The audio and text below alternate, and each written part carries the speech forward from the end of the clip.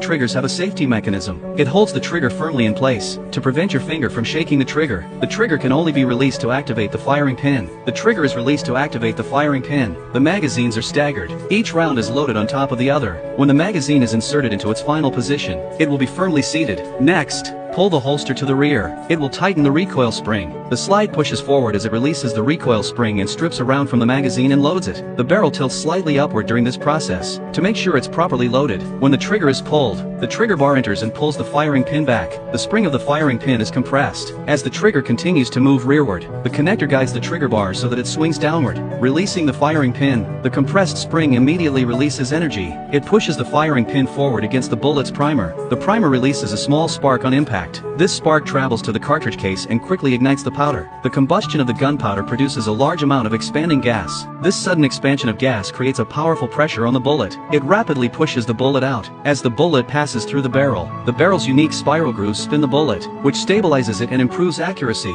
and the force of the bullet's exit pushes the slide back. The barrel tilts downward, catching and holding the used cartridge case. As the slide continues to move backward, the ejector strikes the base of the casing, throwing it out of the ejection port. When the slide is withdrawn, the internal rail of the slide acts as a connection point, strips a round from the magazine, and reloads it. The plastic-cased Glock is not only lightweight and durable, and with superior reliability and simplicity, the assassin's favorite.